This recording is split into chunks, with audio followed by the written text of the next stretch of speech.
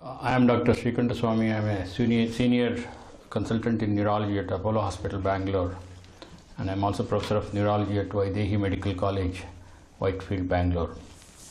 I am here to just give some information about women with epilepsy. As you must be aware, epilepsy is such a common neurological illness, and almost every neurology OPD will see a substantial number of patients with epilepsy. And this is one of the chronic neurological diseases which we see day in and day out in the neurological outpatient. And especially we have to concentrate on women with epilepsy because they differ in many ways as compared to people of epilepsy in other gender. Women have different stages of their growth in terms of menarche, in terms of having menstrual period, in terms of childbearing age, and in terms of menopausal age, because all these stages of women will have a different effect on the epilepsy and its medication. Well, I think it is worthwhile educating women as far as these aspects are concerned.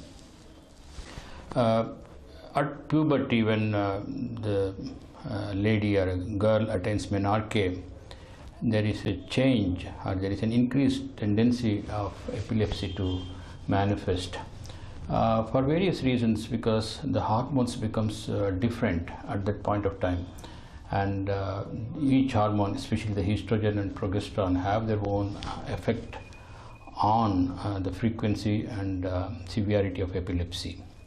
And as we are aware, estrogen is supposed to be pro-epileptogenic, and progesterone has a slightly beneficial effect as far as the epilepsy is concerned. And many ladies who have epilepsy have multiple wrong understanding about the epilepsy, and it is worthwhile clarifying these misconceptions about epilepsy in these patients. The epilepsy may have a direct effect on these aspects of woman's life, or the medication may have direct effect on epilepsy and these aspects of woman's life. Now, there is an increase in the frequency of epilepsy during menarche and during menstrual period in most of the patients who have epilepsy, and it also have a different effect during the menopausal age. Many ladies who have epilepsy, when they attain menopause, may have a decreased frequency of epileptic attacks.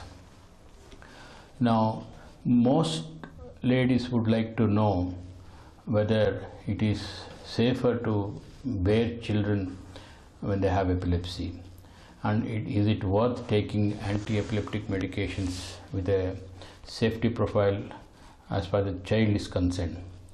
Now, we do advise all the patients who have epilepsy to be on regular medication, and we don't suggest any sudden discontinuation of this medication, because it is well known that sudden discontinuation of these medications can result in bouncing back of seizure frequency. And as far as the effect of epilepsy on women is concerned, it can affect not only physically in the form of changing in their frequency of menstrual period, the number of days they bleed during these periods, etc., but it can socially affect them very badly as compared to men, because it is well known that epilepsy can decrease fertility in women as compared to normal women who don't have epilepsy, and this decreased fertility may be related to multiple factors. These factors could be directly related to the medication and can be related to epilepsy itself, and also psychosomatic part plays a major role, because many of the ladies or women with epilepsy will have a fear that whether they can have a normal sexual life. Because of the stigma of epilepsy, many people don't like to marry and don't like to have children, and their reluctance to have good sexual life will also be in turn affected because of fear of having an attack of epilepsy and fear of having a child who might have epilepsy in the later course. So these are all the factors which affect their fertility, and in terms this fertility may also be affected by epilepsy itself, because it has got a different role as far as the endocrine system of the body is concerned. It can affect pituitary hypothalamic region, it can affect steroid hormone in the body, so many factors can play a role. And on these conditions, these patients will have a reluctance. Many people don't get married, and even if they get married late, and even if they get married, they are reluctant to have children because they are afraid that children may get epilepsy when they develop. So these are some of the aspects of epilepsy in women which affects their fertility, and this also helps. It also restricts them to move freely in society, and there are issues as far as the different types of epilepsy is concerned, like catamenial epilepsy, which can occur only in the menstrual period time, and patients may have a fear that during every time they get their period time, they are afraid that they may get an epileptic attack. So these are some of the aspects which restricts this woman with epilepsy to be like a normal woman. And the medication part plays a major role in terms of their fear, because there are so many medications available to treat epilepsy. Many of them have a different side effect, and once the patient knows that these medicines have different side effects, especially in a younger age, they will be reluctant to take, and even if they take, they are very worried all through. So it is my duty to clarify a few of the things, and whenever patients are advised to take anti-epileptic medications, it is always safer for them to follow the doctor's advice regularly and take the medicines as advised by the doctor.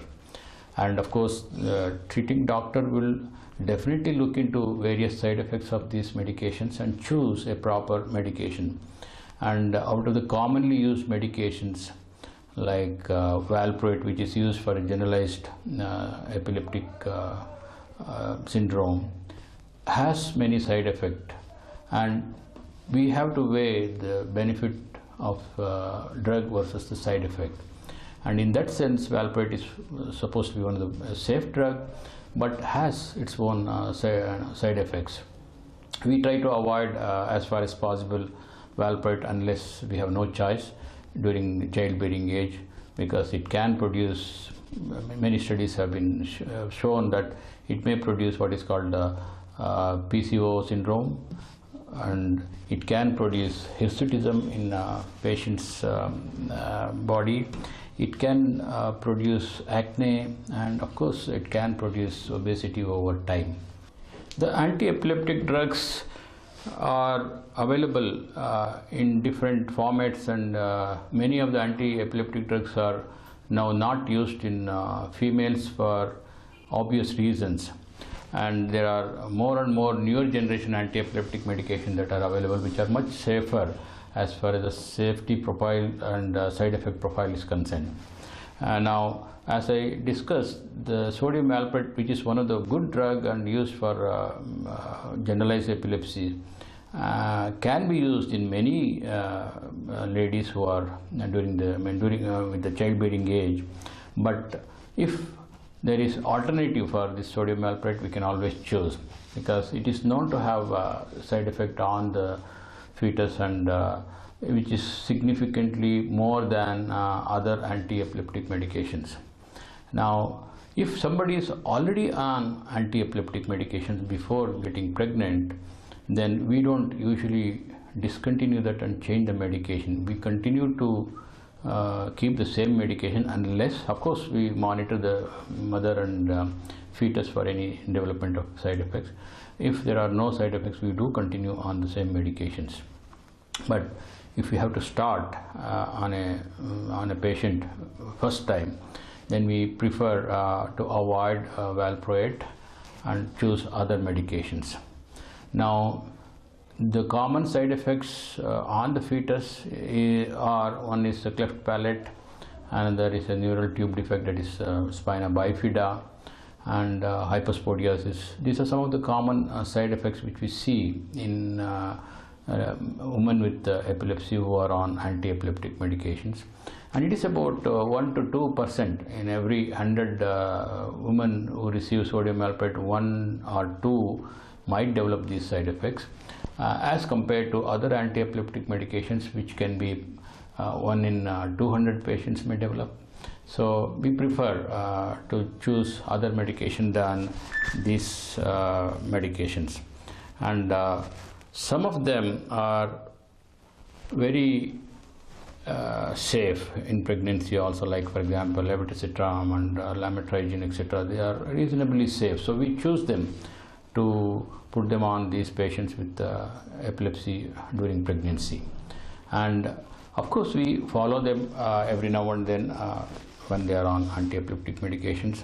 And during pregnancy there can be increased requirement of anti-epileptic medications because the redistribution of the drug because of the increased body surface area.